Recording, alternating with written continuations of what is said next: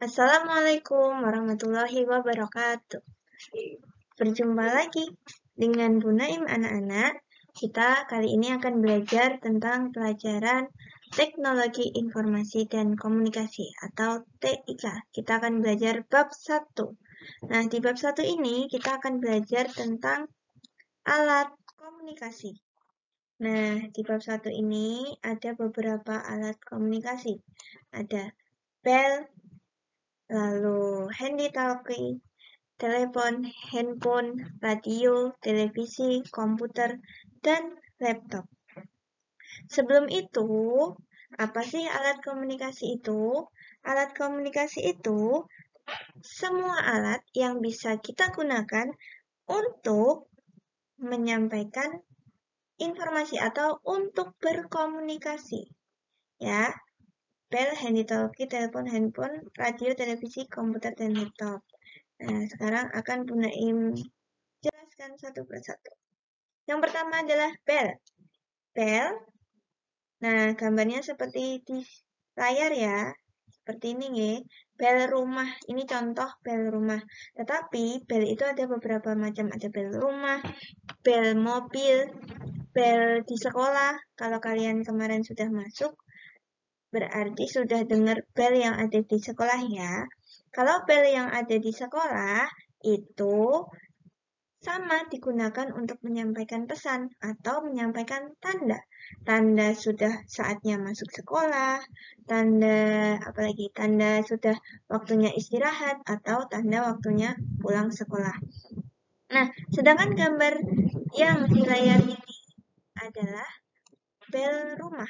Bel rumah ini sebagai alat komunikasi yang digunakan untuk menyampaikan pesan atau menyampaikan tanda bahwa ada tamu. Jika ada tamu, maka jika bel ditekan, maka itu pertanda kalau ada tamu. Terus sedangkan bel mobil, jika kita mendengar ada bel mobil tintin, maka itu adalah sebuah tanda dari mobil. Jadi pejalan kaki atau pengendara sepeda ontel itu bisa berjalan lebih pinggir. Selanjutnya adalah handy-talkie. Handy-talkie atau biasa disingkat dengan HT. Nah, gambar dari HT seperti di layar. Nih, seperti di layar. HT biasanya dipakai oleh seorang polisi, tentara, atau petugas keamanan. Nah, HT ini sama digunakan untuk berkomunikasi antara polisi satu dengan polisi yang lain untuk bertukar informasi. Selanjutnya adalah telepon, telepon rumah. Nah, telepon rumah digunakan untuk komunikasi jarak jauh atau alat komunikasi jarak jauh. Tetapi, telepon hanya bisa berkomunikasi dengan suara. Jadi, kita mengirim suara ya. Misalnya, kita mau menelpon nenek yang sedang di luar kota. Kita mau menanyakan kabar, kita bisa berkomunikasi dengan telepon rumah. Tetapi, telepon rumah ini tidak bisa dibawa kemana-mana, karena telepon rumah harus nyolok, harus tersambung dengan listrik, ya. Dan bentuknya juga besar. Lalu, telepon rumah ini, yang digambar ini tidak bisa digunakan untuk video call. Jadi hanya panggilan suara saja ya. Selanjutnya adalah handphone. Handphone atau biasa kita sebut dengan telepon genggam.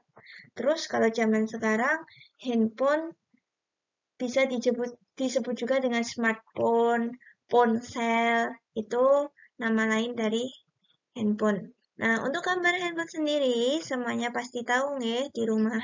Pasti ayah bundanya semuanya memiliki handphone. Handphone digunakan untuk berkomunikasi jarak jauh sama seperti telepon fungsinya, tetapi handphone memiliki fungsi yang lebih komplit. Seperti kita bisa mengirim pesan, mengetik huruf, mengirim pesan, SMS, WhatsApp, terus kita juga bisa menelepon. menelpon dengan suara. Lalu, dengan handphone zaman sekarang kita bisa berkomunikasi lewat video call. Jadi, handphonenya bisa digunakan untuk video call. Mukanya langsung kelihatan. Selain untuk berkomunikasi, handphone juga bisa digunakan untuk mendengarkan musik, terus kadang ada game, bisa digunakan untuk bermain game, lalu untuk mencari informasi di browser, contohnya berita hari ini. Misalnya kayak kemarin ada pesawat jatuh, nah itu bisa dicari informasinya melalui handphone. Selanjutnya adalah radio. Nah, gambar radio seperti yang ada di layar ya, anak-anak semua. Radio adalah alat komunikasi berupa suara. Jadi, radio ini hanya mengeluarkan suara, mengeluarkan informasi berupa suara. Contohnya, berita terkini, terus kadang ada pengajian, suara Ustadz. Jadi dengan mendengarkan pengajian, ilmu kita akan bertambah. Selanjutnya, televisi. Televisi adalah alat komunikasi berupa suara, gambar, atau video.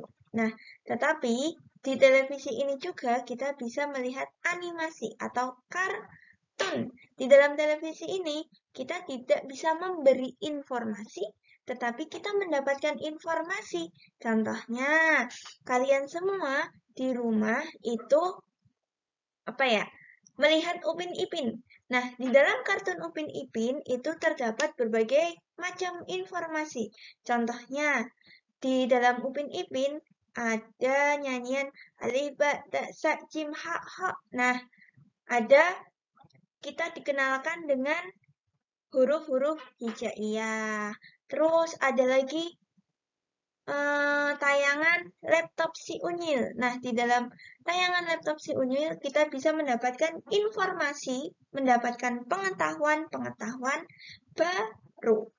Nah, selain itu, di dalam televisi ini juga ada misalnya tayangan nyanyian anak-anak, lalu ada berita terkini, misalnya ada kebakaran, maka di televisi biasanya langsung muncul informasi kebakaran. Nah, sampai di sini dulu pembelajaran kita. Untuk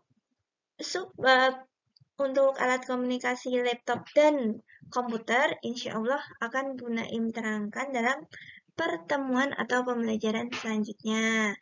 Nah, Bu Naim akhiri apabila dalam penyampaian masih terdapat banyak kekurangan, ada kesalahan, mohon dimaafkan ya anak-anak semua.